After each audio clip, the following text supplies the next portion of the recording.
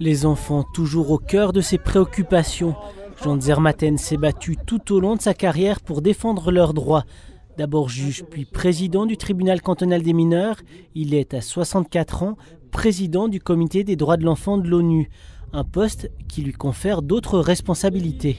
C'est d'avoir la possibilité d'agir avec et sur les gouvernements, c'est-à-dire d'agir à un niveau macro-sociétal, de faire évoluer les systèmes, alors que dans les actions que nous faisons ici, ce sont surtout des actions qui sont liées au terrain, donc qui évidemment vont plus lentement parce que c'est du cas par cas, tandis que là on essaie de faire évoluer les systèmes.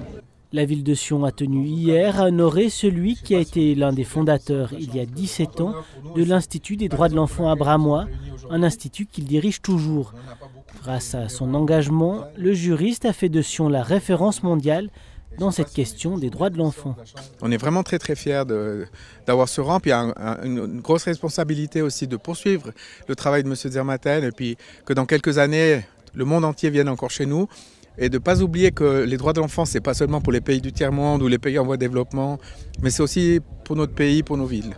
Jean Zermatten, c'est un peu le représentant mondial des enfants et c'est celui qui détermine un peu la politique publique internationale. Et puis surtout, c'est quelqu'un qui a contribué à faire émerger les droits de l'enfant comme sujet académique que des gens étudient, notamment à Sion. Si on commence à parler de respect aux enfants. Quelques heures plus tôt, l'ONUsien participe aux journées thématiques sur le respect organisées à la Haute École.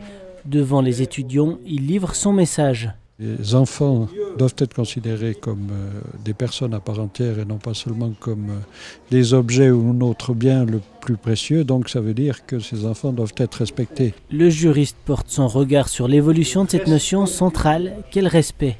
Les formes de respect sont peut-être différentes, mais je pense que la substance même du respect existe toujours. Je pense que même si les jeunes sont peut-être un peu plus sonores et s'ils ont des manifestations un peu plus spectaculaires que les avaient leurs prédécesseurs, dont nous, je pense néanmoins que fondamentalement la grande majorité des enfants et des adolescents manifestent passablement de respect.